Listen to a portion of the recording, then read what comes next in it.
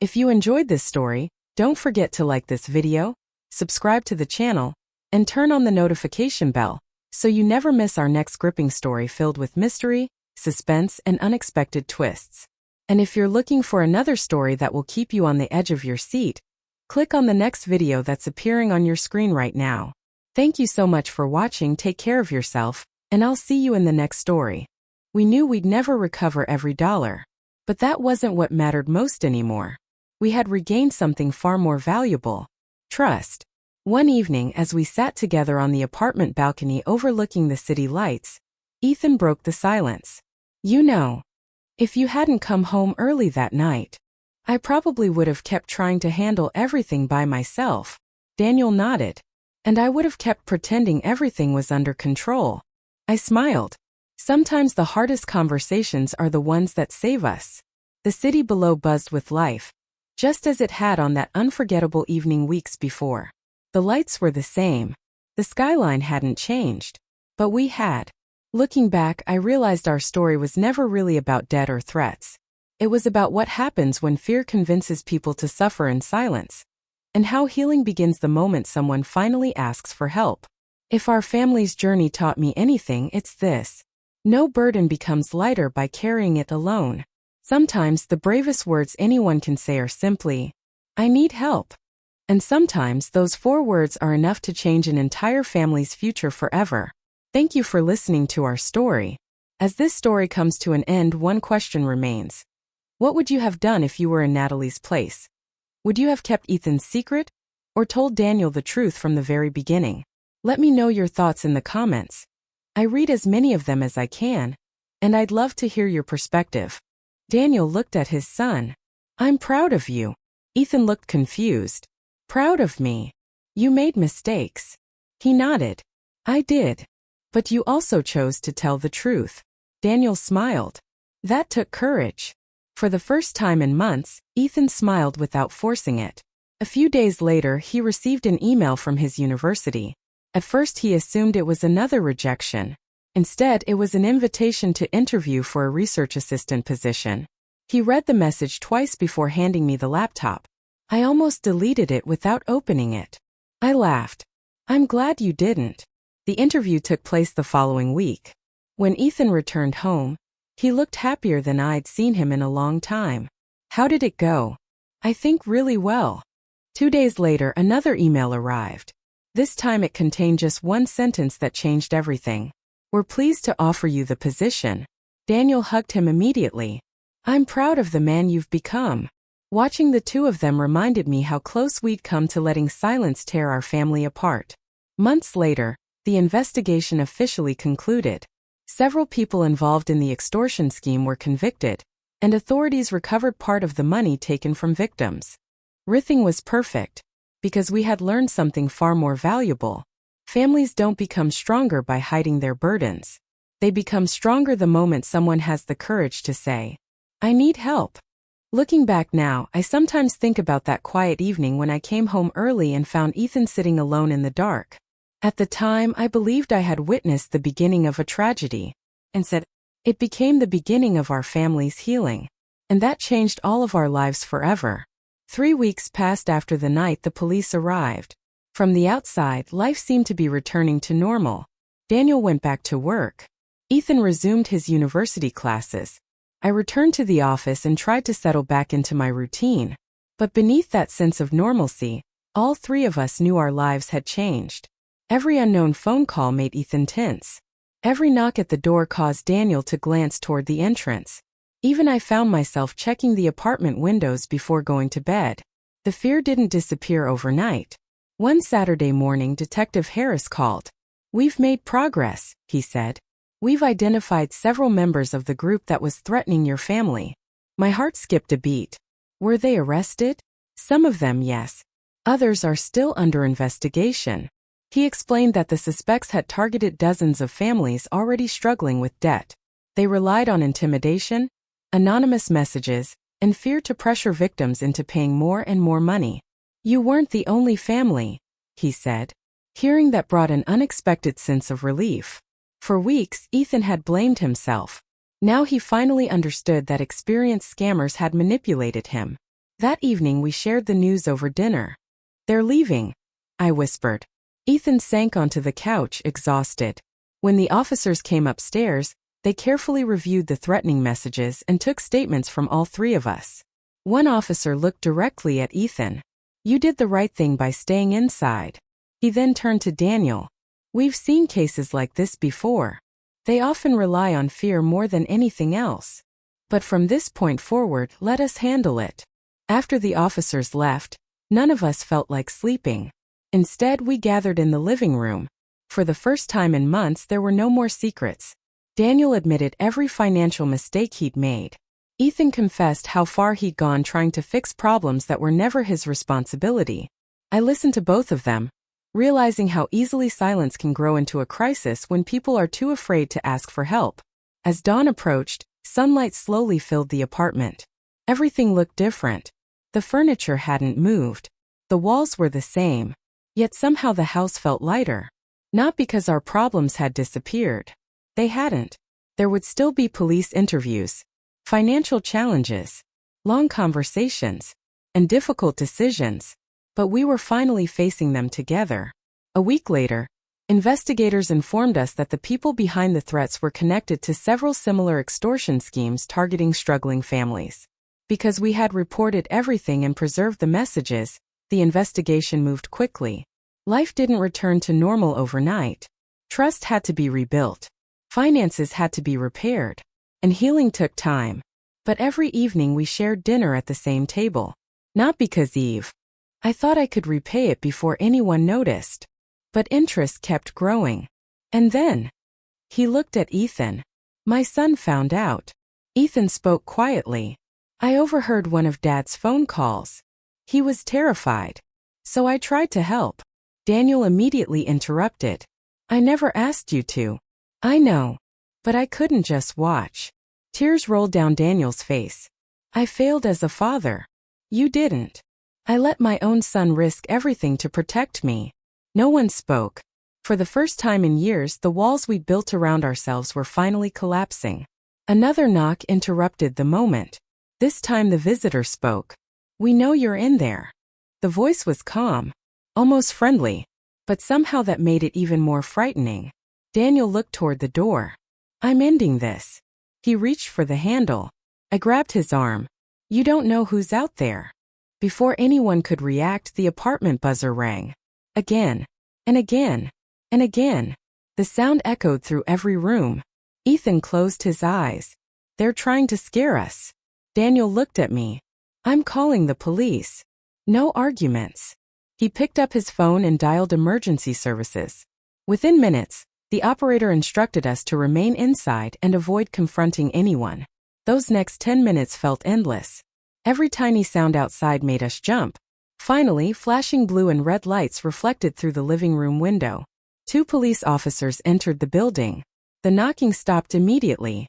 From our window, we watched a dark SUV speed away from the curb before officers could reach it. And in that instant, everything changed. For several long seconds, no one moved. The 3 knocks still echoed through the apartment, leaving behind a silence so heavy that it seemed to press against the walls. Daniel looked from me to Ethan. "Who is at the door?" Ethan's lips trembled. I think it's them." My heart pounded. Daniel slowly stood from his chair. "What do you mean, them?" Before Ethan could answer, another knock came. This one louder, more impatient. Daniel walked toward the entrance. "Wait," Ethan said, almost shouting. Daniel stopped. "I'll handle it." "No." Ethan hurried across the room. "They're here because of me." I stepped between them. "Neither of you is opening that door until we know who's outside." The apartment fell silent again. Then a phone vibrated. Ethan looked down. Another message. His hands began to shake. He reluctantly showed us the screen. "We're outside. Don't make this difficult." ***. Daniel stared at the message. His expression shifted from confusion to concern. "Call the police," I whispered. Ethan quickly shook his head. "No." "Why not?" "They warned me not to." Daniel took the phone from Ethan and read through the previous messages. There were dozens. Some demanded money. Others listed deadlines. Several were nothing more than threats. Daniel's face filled with guilt. This is because of me. No, Dad. Yes. Daniel lowered his head. I should have told both of you everything months ago. He took a deep breath before continuing. The investment wasn't just a failure. I stared at him. You knew. He nodded slowly. I borrowed money after the business collapsed. From a bank. I wish. The room became completely silent. They're from the lender. And the envelope? I was making another payment. Did it help? He slowly shook his head. They said I still owe more. Tears filled his eyes once again. I've been trying so hard. This time I didn't hesitate. I walked around the table and gently placed a hand on his shoulder. You don't have to carry this alone anymore. I made this mess. No. We're a family. He looked at me in disbelief. I thought you'd be angry. I am. His expression fell. But not at you. I looked directly into his eyes. I'm angry that you felt you had to face all of this by yourself. For the first time since that terrible evening in the living room, the walls between us finally began to come down. Later that afternoon, Daniel returned home earlier than expected. He immediately noticed the serious expressions on our faces. What happened? Ethan and I exchanged a nervous glance. The secret couldn't stay hidden any longer. Ethan slowly stood. Dad. His voice trembled. There's something I should have told you a long time ago. Daniel looked from Ethan to me, instantly realizing this wasn't an ordinary conversation. He quietly sat down. I'm listening. Ethan took a deep breath. Then, with tears in his eyes, he finally began revealing everything. From the rejected internships and mounting financial pressure to the dangerous loan, and the threats that had turned his life into a nightmare. As the truth unfolded, silence filled the apartment. But none of us realized that an even bigger surprise was waiting just outside our front door. A loud knock echoed through the hallway. 3 slow, deliberate knocks. We all turned toward the entrance. Daniel frowned. I wasn't expecting anyone. Neither was I. Ethan's face turned completely pale. Barely above a whisper. He said the words that made my blood run cold. They found me. Why not? Because he'll blame himself. Those words surprised me. What does any of this have to do with Daniel? Ethan rubbed both hands together nervously. You remember the investment Dad made last year? I nodded. Daniel had invested money into a business with an old friend. The project had failed. We all assumed the financial loss ended there. It didn't end. What do you mean? Ethan swallowed hard. There were debts. Realization slowly spread across my face. Dad never told me. He didn't want you worrying. Ethan looked toward the floor. A few months ago, someone started contacting him. They wanted their money. And Dad. He couldn't pay. My heart sank. So where do you fit into this? Ethan closed his eyes. I tried to help. He explained that he had secretly taken several part-time jobs while attending university.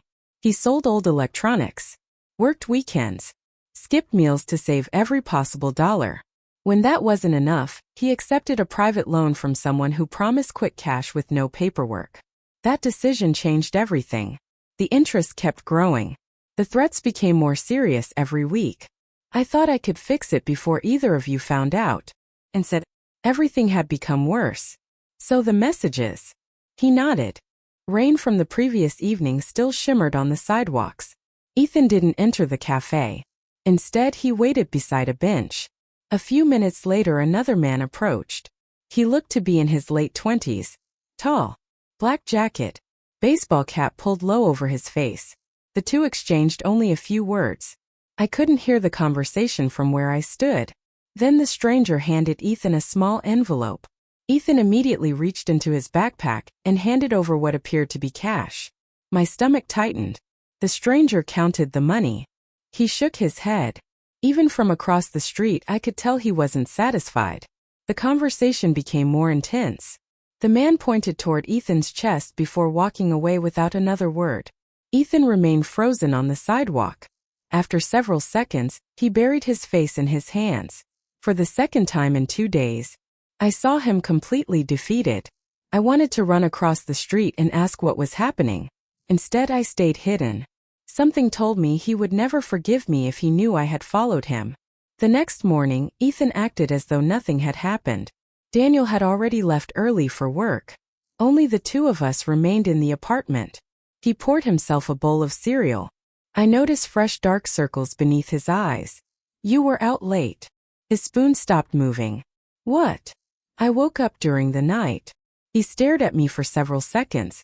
You followed me? There was no anger in his voice, only disappointment. I was worried. You shouldn't have done that. I know. He sighed deeply before sitting down.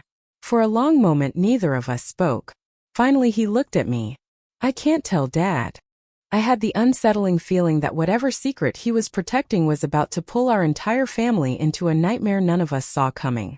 That night, I lay awake listening to every sound inside the apartment. The ticking of the hallway clock, the occasional rumble of traffic drifting up from the streets below, the faint creak of old wooden floors settling in the cool night air. Normally those sounds helped me fall asleep. Tonight they only reminded me that something was terribly wrong. I couldn't stop thinking about the phone call. I just need more time. Those words echoed through my mind again and again. Whoever had been on the other end hadn't sounded like a friend. It sounded like someone making demands. Around 2 in the morning, I heard another sound. A door quietly opening.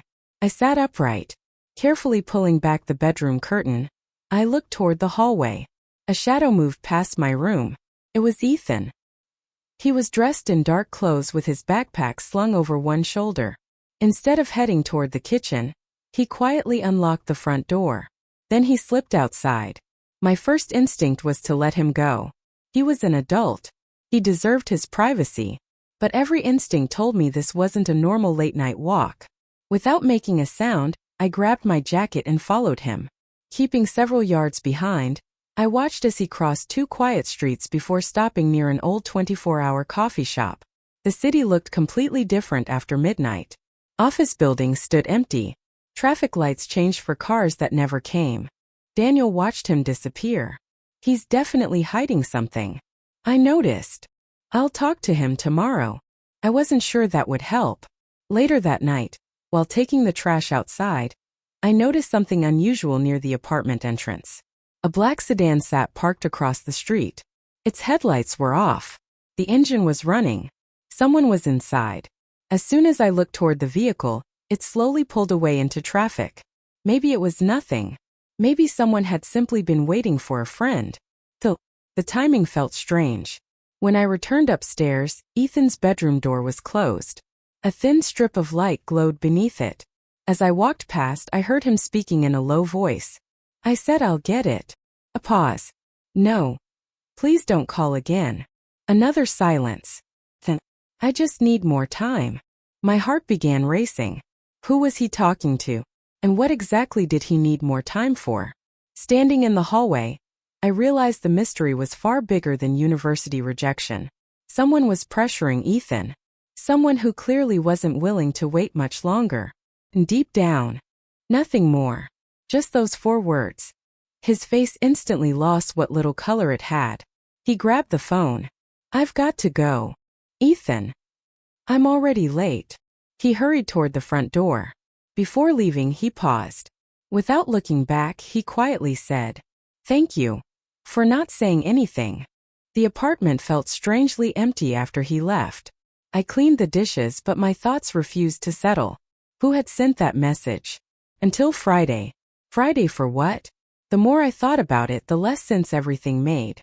Late that afternoon, Daniel finally arrived home. He looked exhausted from traveling but greeted me with his usual warm smile. It's good to be back. It's good to have you home. He hugged me before placing his suitcase near the stairs. Where's Ethan? Campus. Daniel sighed. I feel like I barely see him anymore. He's been busy. I know. He loosened his tie. I've been worried about him lately. That caught my attention. Worried? Daniel nodded. He hasn't been answering my calls. I figured he was studying. He used to tell me everything.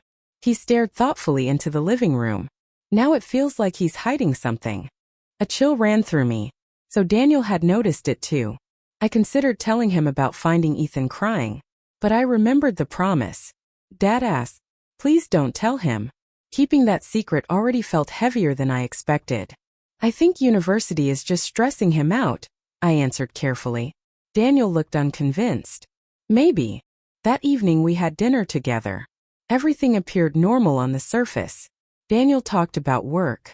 I spoke about the office. Ethan barely said 10 words. Several times I noticed him checking his phone beneath the table. Each vibration made him visibly tense. Around 9 o'clock he excused himself and went upstairs. He nodded. "Every company rejected me." He rubbed his forehead before continuing. "I've spent months studying, building my resume volunteering, doing everything they told us would matter." He looked toward the window. And none of it was enough.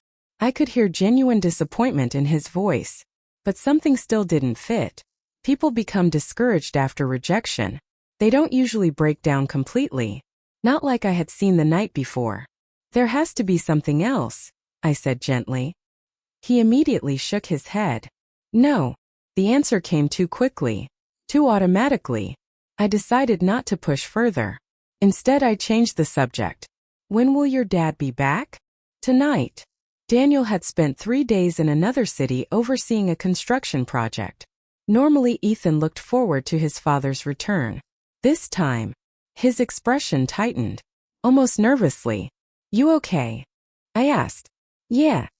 But once again I knew he wasn't telling the truth. A loud vibration interrupted the conversation. His phone lit up on the table. The screen flashed with a message. "Unknown number." I wasn't trying to read it. But one sentence caught my attention before Ethan quickly turned the phone over. "You have until Friday." Like someone reading lines from memory. I wanted to ask about the previous night.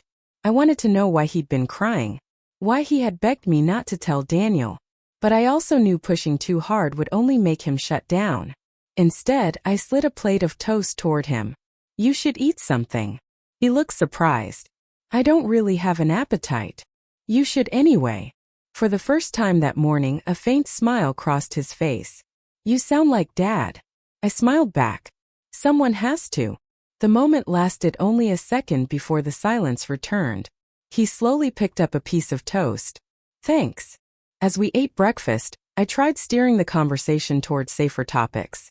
"How's university?" "It's okay." "Still enjoying economics?" "I guess." "What about your internship applications?" That question changed everything. His hand stopped halfway to his mouth. The smile disappeared. For several seconds he simply stared at the table. Finally he answered. "I didn't get it." "I'm sorry. It wasn't just one." He laughed bitterly. "It was all of them." I frowned. All of them. Walking into that room would change every relationship inside our family forever. The following morning, sunlight streamed through the kitchen windows, painting long golden lines across the hardwood floor. Everything looked perfectly ordinary. The coffee machine hummed softly. Toast popped from the toaster. Outside, traffic had already begun filling the streets below. But inside our apartment, nothing felt normal. I barely slept. Every time I closed my eyes, I pictured Ethan sitting alone in the dark, fighting back tears as though the weight of the world rested on his shoulders. The image refused to leave me. I poured myself a cup of coffee and glanced toward the staircase. A few moments later, footsteps echoed down the hall. Ethan appeared wearing a gray hoodie and jeans, a backpack hanging from one shoulder. He looked as if he'd slept even less than I had. Dark circles rested beneath his eyes, and his usual confident expression had disappeared. "Morning," he said quietly. "Morning." For several seconds neither of us spoke. The silence felt heavier than words. He reached into the refrigerator, grabbed a bottle of orange juice, and poured himself a glass. "You heading to campus?" I finally asked. "Yeah."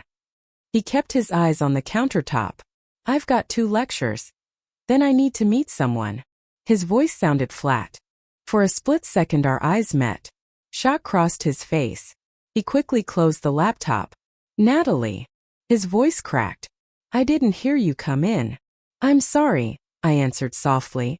"I wasn't trying to spy on you." He forced a smile that disappeared almost instantly. "It's fine." But it clearly wasn't. The room filled with an awkward silence. Neither of us knew what to say. Finally I spoke. "Do you want to talk?" He stared at the floor for several seconds before shaking his head. "Not tonight." There was something different in his voice. Not anger. Not embarrassment. Fear. Real fear. He stood, grabbed the laptop and walked toward the hallway. Just before reaching the stairs, he stopped without turning around. "If Dad asks." He hesitated. "Please don't tell him you saw me like this." Then he disappeared upstairs. I remained standing in the living room long after he'd gone. Questions flooded my mind. What could possibly have reduced someone so determined to complete silence? Money? University? A relationship? Or something far worse? That night, despite my exhaustion, sleep refused to come. Every time I closed my eyes, I remembered Ethan sitting alone beneath the pale light of the laptop, trying to hide tears no one was ever supposed to witness. Something was terribly wrong. And although I didn't know it yet, usually Daniel would leave the news playing if he happened to be home, or Ethan's video games echoed from the living room. Tonight, nothing. I placed my purse on the hallway table and quietly slipped off my shoes. A faint light spilled beneath the living room door. For a brief moment I assumed Ethan had simply fallen asleep while studying. I gently pushed the door open. The room was dim except for the glow of a laptop screen. Ethan sat alone on the couch. His elbows rested on his knees while both hands covered his face.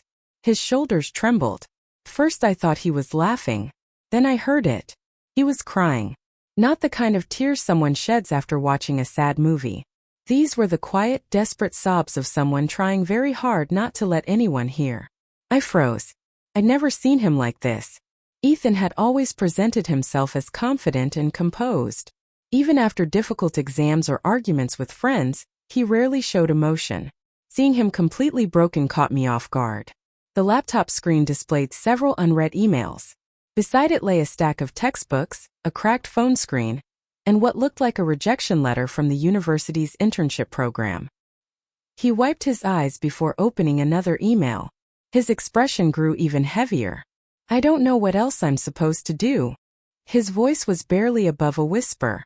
"I've tried everything." The words weren't meant for anyone else. They were spoken into an empty room. Without realizing it, I took another small step forward. The old wooden floor creaked beneath my foot. Ethan immediately looked up. "Before we begin, take a second to subscribe to the channel and turn on notifications. Every week I share gripping true-style stories filled with mystery, emotional twists, and unforgettable family secrets. If you enjoy stories that keep you guessing until the very end, you're in the right place. Now let's begin." The city shimmered beneath the night sky, thousands of tiny lights stretching across the skyline like scattered stars. From my office window, the streets below looked alive with movement, but inside I felt completely drained. It had been another exhausting day of meetings, endless phone calls, and impossible deadlines. All I wanted was to go home. Normally, the thought of walking through my apartment door brought me comfort. Even though life hadn't been perfect lately, home was still supposed to be the one place where I could breathe. My name is Natalie. I'm 39 years old, and for the last 6 years I've been married to Daniel, a successful architect whose career kept him traveling more often than either of us wanted to admit. His son, Ethan, had moved in with us after starting university in the city. At first, adjusting to life together wasn't easy. He was quiet, independent, and preferred spending most of his time studying or staying in his room. Over the years, we had developed an unspoken understanding. We respected each other's space. At least that's what I believed. That evening I arrived home much earlier than usual. Rain clouds gathered overhead as I stepped out of the taxi. The cool breeze carried the scent of wet pavement while distant thunder rolled across the skyline. I climbed the stairs to our apartment instead of taking the elevator, hoping the extra exercise would clear my mind. The hallway was unusually quiet. When I unlocked the front door, I immediately noticed something strange. No television, no music, no conversation, only silence.